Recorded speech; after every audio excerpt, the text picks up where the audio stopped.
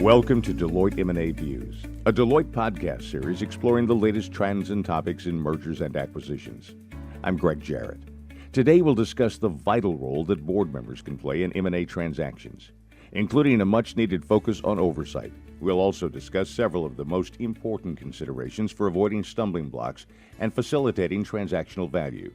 The inconsistent track record of many deals, often caused by a failure to effectively execute, and the proclivity by shareholders to sue companies is, or should be, an area of importance to any company's board of directors. We're joined by Russell Thompson, a partner with Deloitte & Touche LLP, and Deloitte's U.S. M&A Services leader, and Joel Schlachtenhaufen, M&A principal with Deloitte Consulting LLP and founder of the Deloitte M&A Institute.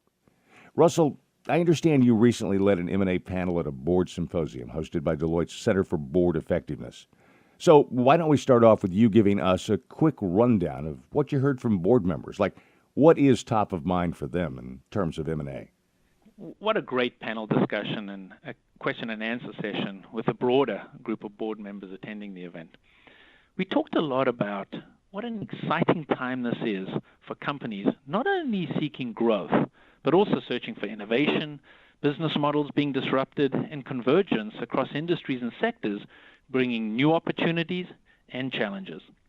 But the one consistent theme identified that cut across each of these critical areas was M&A. And we discussed how the increasing levels of M&A activity bring new and evolving expectations for the board. Let me touch on a few of these themes and highlights. Firstly, innovation and disruption. We talked at length about change and disruption to business models. How is the board pushing management out of their comfort zone to address and explore these areas? Is management thinking outside of their industry, given the impact of technology on all businesses and convergence trends across industries and sectors, where it's now more likely that disruption will come from non-traditional competitors? And with all these considerations, how are companies looking to get the right capabilities and experiences, both within management as well as on their boards? The second area was around board priorities and the increasing role of the board. Here it was clear from the group that the board's level of involvement in M&A has continued to increase over past years, from strategy to due diligence to execution and the integration of a deal. Thirdly, we talked about the recent increase in shareholder activism and what now seems to be a permanent feature that management and boards will need to deal with. And then the fourth area was talent and culture. We focused on how the board can help navigate the challenges and disruption associated with M&A activity within an organization's workforce. And talent and culture was actually cited as one of the most commonly overlooked reasons for underperforming M&A deals. Joel, let me go on to you now. What's your perspective on the urgency around management and board members playing more of a prominent role during M&A transactions? Do you see trends relative to this in the marketplace? I would say from what we observe in the marketplace, and specifically the high variability of success in M&A transactions, management and boards would be well advised to deeply consider the risks associated with M&A transactions. To this day, there's still far too many transactions that destroy shareholder value once all of the integration dust settles, even though some are wildly successful. What people may not fully appreciate is that investor scrutiny of deals continues to increase significantly. And just one interesting point of note on that, in every year since 2008, shareholders have litigated against at least 54% of all deals valued in excess of $100 million involving Delaware incorporated companies. Okay, Joel, so the topic of board involvement in M&A seems strongly encouraged. Let's talk high level about the role the board can play in an M&A transaction. Give me some thoughts, if you would. Yeah, well, first, the board's role in the M&A process should only be that of oversight, obviously, simply as a matter of corporate governance. That said, boards should work with management to oversee all aspects of the M&A life cycle. So not just the front end, screening the right deal, executing due diligence, valuation, and ultimately approving the final deal terms of a transaction, but also the back end. So day one readiness, fully developed value capture plan, all the way through post-merger execution. Boards should have solid mechanisms in place to provide oversight and to continue to hold management to account throughout the life cycle. Let's stay on the topic of M&A challenges, gentlemen. And in this particular instance, I'd like to ask this question of both of you. And Russell, I'll have you respond first. What are the predominant challenges, and what can be done to spot these challenges early in the process? I'm curious as to how board members can help identify these challenges and provide the encouragement needed to address them in an appropriate fashion. Well, let's start at the beginning. The board should be involved early in the process to both understand and evaluate management strategy, and then how M&A plays a role in the inorganic aspects of that growth strategy.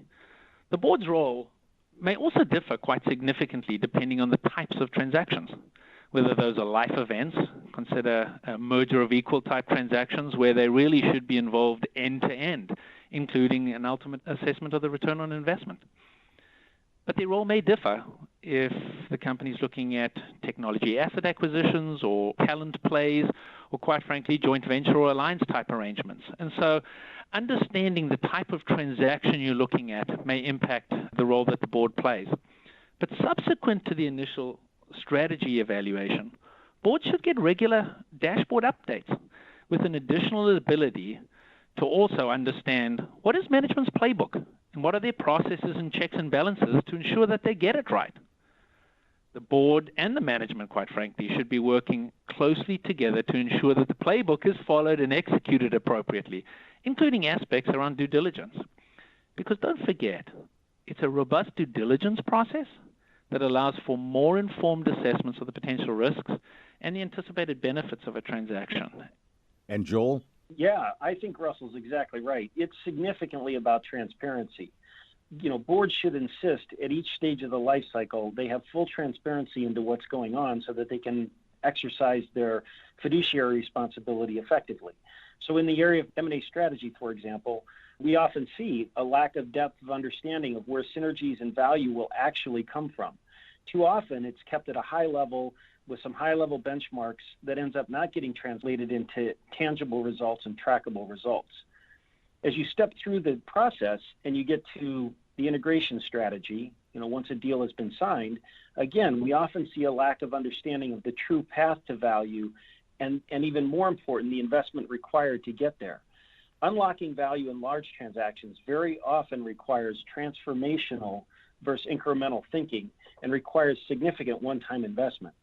And lastly, when we look at the area of integration execution, we often see a lack of uncompromising focus on value and a dedication to accelerating the plan and ultimately on holding leaders to account. I think boards can help by insisting on seeing the plan, both financial and operational dimensions, through understanding the linkages between timing and action of the investments and returns on those investments, and ultimately by creating management incentives and providing that oversight function that the boards should provide throughout the engagement. Now, despite what companies state publicly, many deals continue to fail to achieve their objectives. Russell, what are some of the mistakes you've seen companies make when they plan for transactions? We've discussed the emphasis on securing the right deal. How do you make sure post-merger integration planning doesn't get lost? How can board members help the company spot those early and course correct before it becomes a real problem? The board is in a unique position. Being independent puts the board member in a position to question and challenge management appropriately, as they have no financial incentives, such as completion or success fees. The board should oversee a transaction holistically, end to end, not just due diligence and transaction approval, but deal preparedness, the execution, the integration, and quite frankly, the assessment of the return on investment ultimately. And especially if you go back to how we started this conversation, especially in this world of disruption and technological challenge, whether a company and management are thinking outside the box and considering all aspects of a transaction, including those outside of their own particular industry, bringing that level of challenge to the boardroom, to the management, is critical in the environment that we live in today. And your view on this, Joel? Yeah, I fully agree. And in fact, board members should insist on visibility into the integration strategy, specifically thinking about the downstream portion of the transaction. They should understand major leadership decisions and the timing and implementation of those decisions from the leadership team. Once there's alignment with management on the integration strategy, the board should ask for a roadmap of key actions and investments and address progress at each regular meeting of the board. Boards should probe on whether management is deciding and prioritizing with self-imposed constraints, for example, things like internal resource capacity and over-indexing on cost to achieve. Sometimes it makes sense to make investments early on versus trying to achieve the results with the team that you have in place. Lastly, boards should insist on regular updates on timing and actions on critical issues, challenges, and milestones, and should have management provide a clear line of sight to how the value capture plan is aligning to actual results.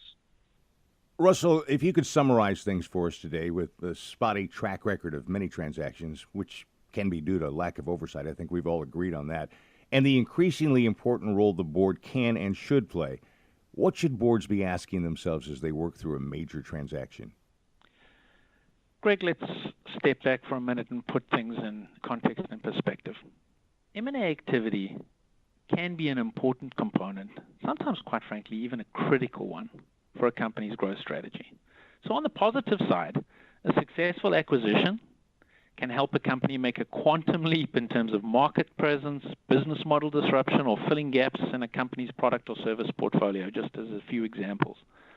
On the other hand, transactions that don't ultimately perform as expected, including not providing positive returns or resulting in large negative surprises, can cause serious damage to companies and their boards of directors, ranging from litigation to the ouster of management and even board members.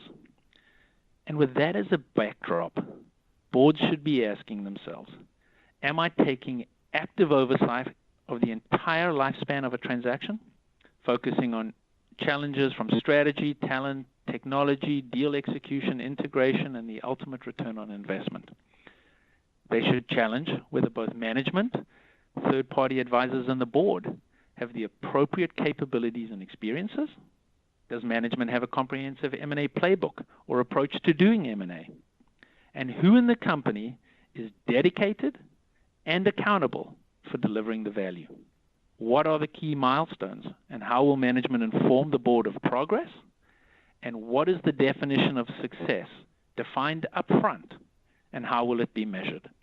And finally, especially if the company is a serial buyer or seller of businesses, when is the appropriate point at which management and the board should conduct a review to see if the transaction met the return on investment or other objectives? I'm Greg Jarrett. Thanks for listening to Deloitte M&A Views, sponsored by Deloitte's M&A Institute. This podcast is provided by Deloitte and is intended to provide general information only. This podcast is not intended to constitute advice or services of any kind. For additional information about Deloitte, go to deloitte.com/about. We also release new podcasts regularly, and if you subscribe, you won't miss a single one. To stay connected and receive more information on Deloitte's M&A service offerings, visit deloitte.com/us/MA subscribe and follow us on Twitter @Deloitte M&A. Until next time.